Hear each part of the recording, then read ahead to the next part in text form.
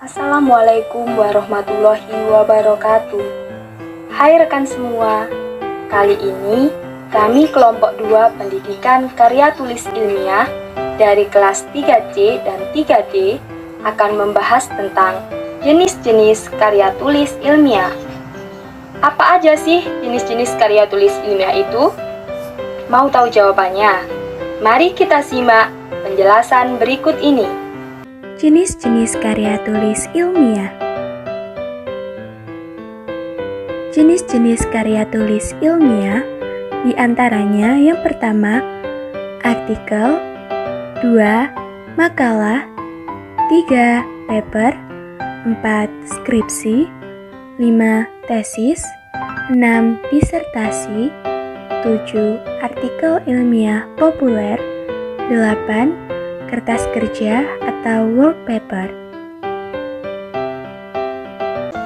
Ciri-ciri karya tulis ilmiah yang pertama yaitu logis. Karya tulis ilmiah harus bersifat logis, artinya argumentasi yang diajukan dapat diterima oleh akal sehat. Yang kedua yaitu sistematis. Karya tulis ilmiah disusun secara sistematis. Setiap langkah direncanakan secara terkendali, konseptual, dan prosedural. Yang ketiga yaitu menyajikan rangkaian sebab akibat dengan pemahaman dan alasan. Jadi karya tulis ilmiah menyajikan rangkaian sebab akibat dengan pemahaman dan alasan yang indusif, yang mendorong pembaca untuk menarik kesimpulan. Yang keempat yaitu mengandung pandangan yang disertai dukungan dan pembuktian. Karya tulis ilmiah mengandung pandangan yang disertai dukungan dan pembuktian berdasarkan suatu hipotesis. Yang kelima yaitu faktual. Karya tulis ilmiah hanya mengandung kebenaran faktual, sehingga tidak akan memancing pertanyaan yang bernada keraguan. Penulis karya ilmiah tidak boleh memanipulasi fakta, serta tidak bersifat ambisius dan berprasangka.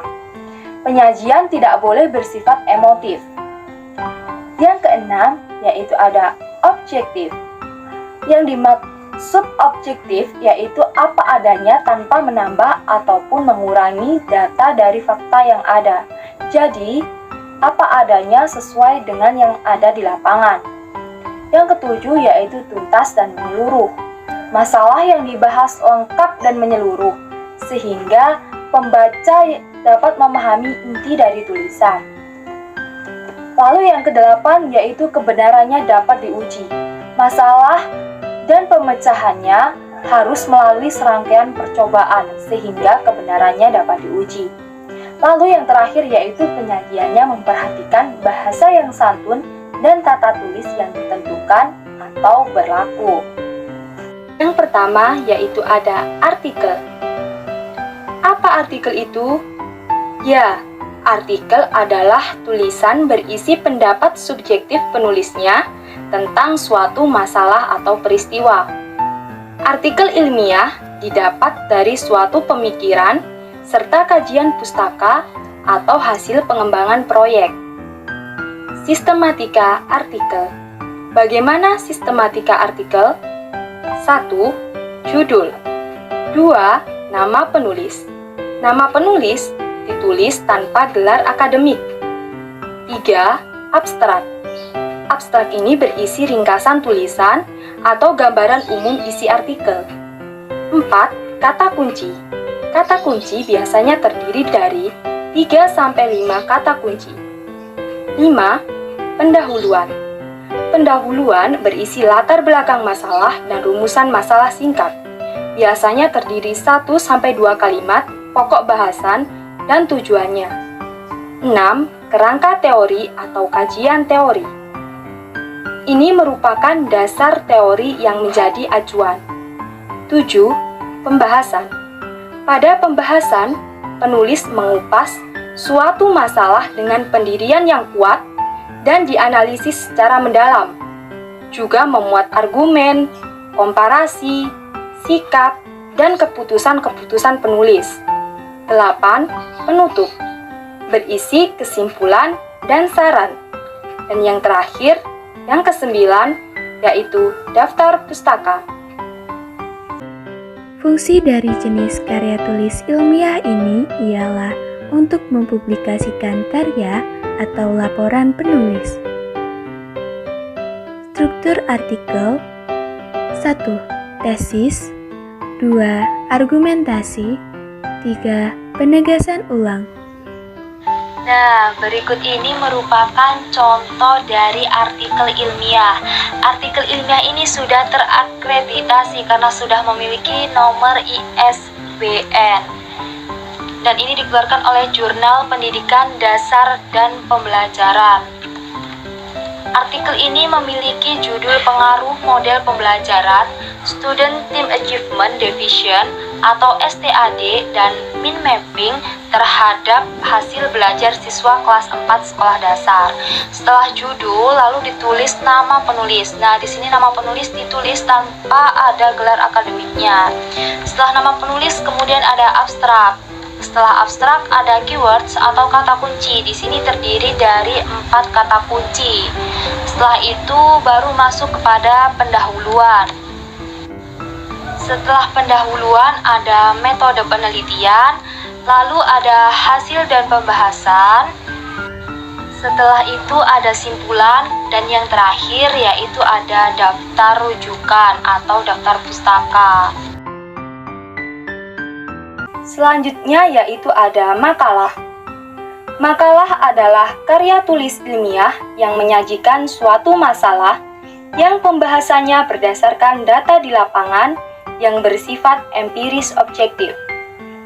Lembaga Ilmu Pengetahuan Indonesia atau biasa dikenal dengan LIPI pada tahun 2014 memberi pengertian makalah lengkap adalah tulisan ilmiah yang disusun berdasarkan analisis dan sintesis data hasil penelitian dan pengembangan dan atau tinjauan, ulasan, kajian, dan pemikiran sistematis yang belum pernah ditulis dan dipublikasikan oleh orang lain. Bagaimana sistematika makalah? Sistematika makalah. Yang pertama ada pendahuluan, berisi latar belakang, rumusan masalah, dan tujuan. Yang kedua, pembahasan. Pada pembahasan, penulis mengupas suatu masalah dengan pendirian yang kuat dan dianalisis secara mendalam. Dan yang terakhir yaitu ada kesimpulan. Fungsi makalah yang pertama, menambah wawasan keilmuan. 2. Memberikan sumbangan pikiran. Struktur makalah: 1. Bagian awal. 2. Isi bagian inti. 3. Isi bagian akhir. Berikut adalah contoh karya tulis ilmiah makalah.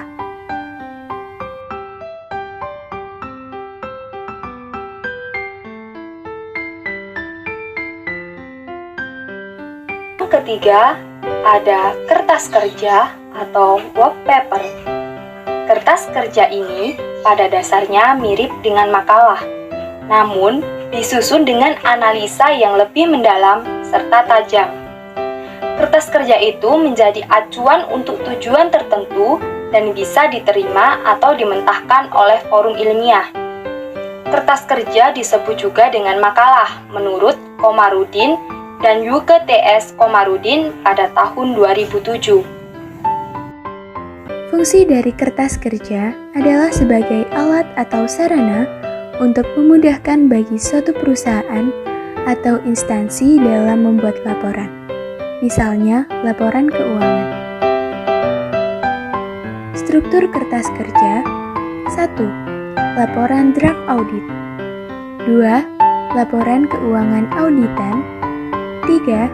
Ringkasan informasi bagi reviewers. 4. Program audit. 5.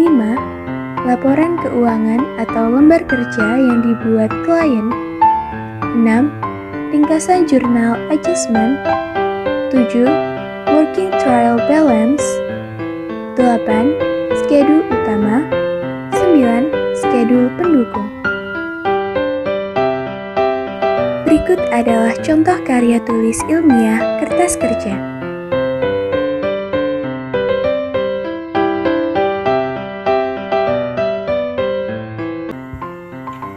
Yang keempat ada paper. Apa yang dinamakan paper? Ya, paper adalah sebutan khusus untuk makalah di kalangan akademisi atau mahasiswa dalam kaitannya dengan pembelajaran dan pendidikannya sebelum menyelesaikan jenjang studi diploma, S1, S2, dan S3. Sistematika penulisannya sama dengan artikel atau makalah, tergantung paduan yang berlaku di perguruan tinggi masing-masing.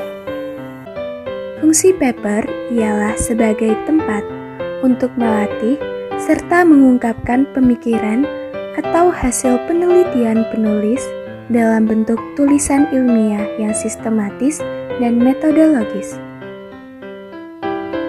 Struktur paper: 1.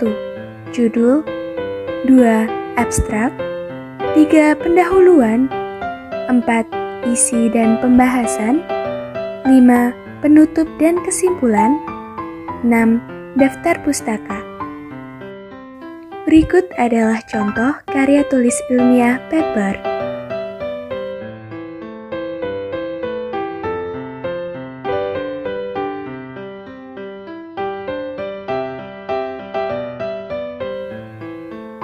Selanjutnya yang kelima yaitu ada skripsi.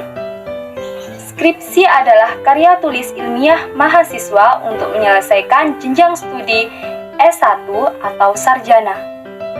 Skripsi memuat karya sistematis yang mengutarakan pendapat penulis berlandaskan pendapat orang lain. Pendapat yang diajukan harus didukung oleh data dan fakta empiris objektif, baik berdasarkan penelitian langsung atau observasi lapangan atau percobaan di laboratorium. Juga diperlukan sumbangan material berupa temuan baru dalam bidang tata kerja, suatu hukum dan dalil tertentu mengenai salah satu bidang atau lebih spesialisasinya. Fungsi skripsi ialah untuk menyajikan hasil-hasil temuan mahasiswa dalam penelitian secara ilmiah. Struktur skripsi: 1. Bagian awal, 2. Bagian inti, 3. Bagian akhir. Berikut adalah contoh karya tulis ilmiah skripsi.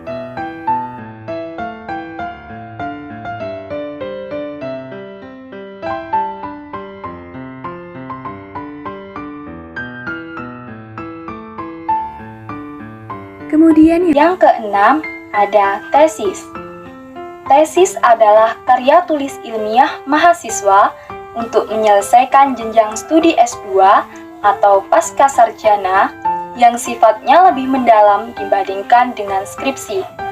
Tesis mengungkapkan pengetahuan baru yang diperoleh dari penelitian sendiri. Fungsi dari tesis ialah sebagai sarana komunikasi akademik dalam sebuah bidang kajian keilmuan untuk menyampaikan hasil penelitian dan digunakan sebagai salah satu syarat kelulusan mahasiswa S2. Struktur tesis: 1. Bagian awal, 2. Bagian inti, 3. Bagian akhir. Berikut adalah contoh karya tulis ilmiah tesis.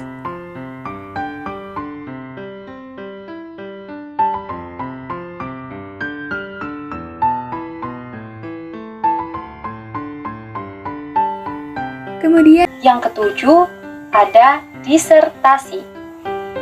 Disertasi disebut juga PH tesis, adalah karya tulis ilmiah mahasiswa untuk menyelesaikan jenjang studi S3 untuk meraih gelar doktor, yang mengemukakan suatu dalil yang dapat dibuktikan dengan penulis berdasarkan data dan fakta yang sahih atau valid dengan analisis yang terperinci.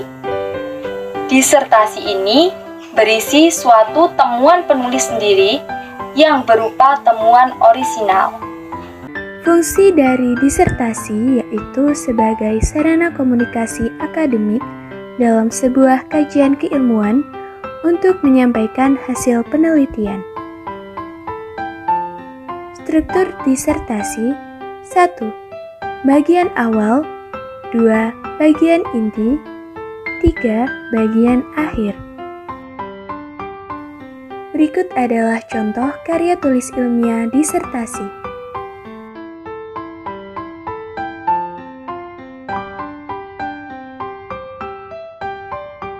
Dan yang terakhir yaitu ada karya ilmiah populer atau artikel populer. Karya ilmiah populer adalah artikel ilmiah yang dituliskan dengan gaya bahasa populer. Menurut Wardani, pada tahun 2007, karya ilmiah populer adalah karya ilmiah yang disajikan dengan gaya bahasa yang populer atau santai, sehingga mudah dipahami oleh masyarakat dan menarik untuk dibaca. Karya ilmiah ini atau artikel ini kerap dimunculkan pada media massa seperti surat kabar, majalah, dan tabloid menggunakan bahasa jurnalistik atau bahasa media. Artikel ilmiah populer. Fungsi artikel ilmiah populer adalah untuk menyampaikan gagasan dan fakta guna dari mendidik dan menawarkan solusi suatu permasalahan pada media massa. Struktur artikel ilmiah populer 1. Judul 2. Penjelas atau isi tulisan 3. Lead atau pembuka tulisan 4. Penutup atau simpulan. Berikut adalah contoh karya tulis ilmiah, artikel ilmiah populer.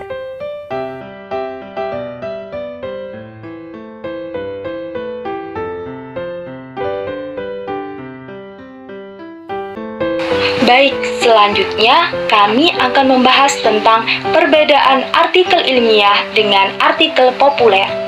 Yang pertama untuk penulisan judul.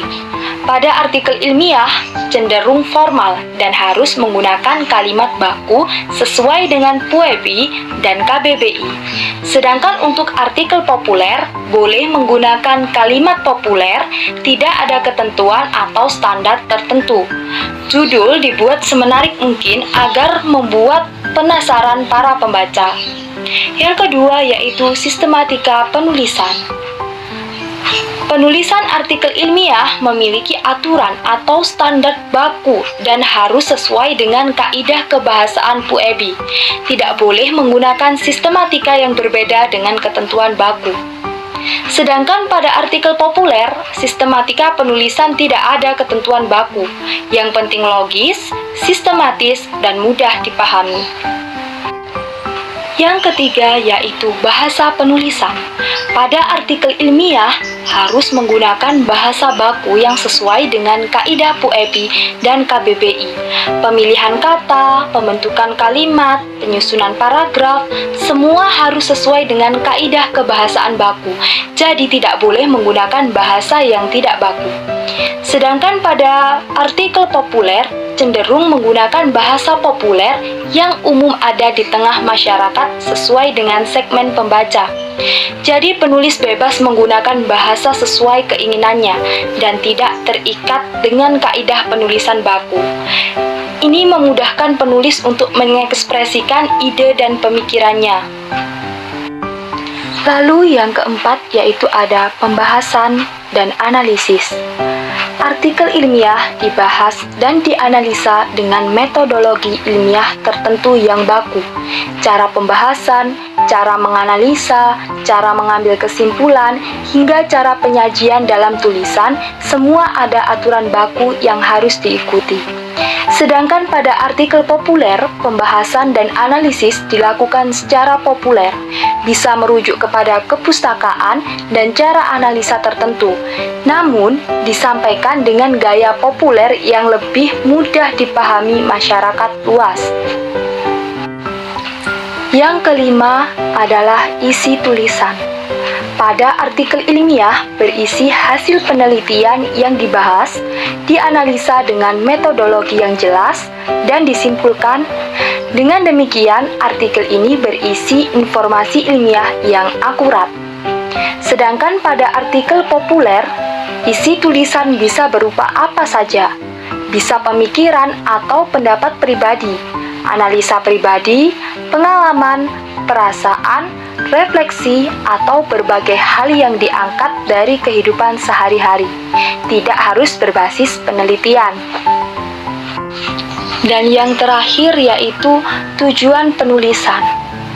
Artikel ilmiah ditulis untuk memenuhi tugas akhir kuliah di universitas, membuat laporan praktikum atau penelitian, memenuhi persyaratan kenaikan pangkat atau jabatan pada aparatur sipil negara atau ASN, menulis untuk jurnal akademik, dan lain sebagainya. Sedangkan artikel populer ditulis untuk memberikan informasi, motivasi, inspirasi, edukasi, atau hiburan kepada masyarakat luas. Penulis sudah menetapkan segmen pembaca yang akan dituju dan perubahan yang diharapkan terjadi pada pembaca melalui tulisannya. Sekian pembahasan mengenai karya tulis ilmiah yang bisa kami sampaikan.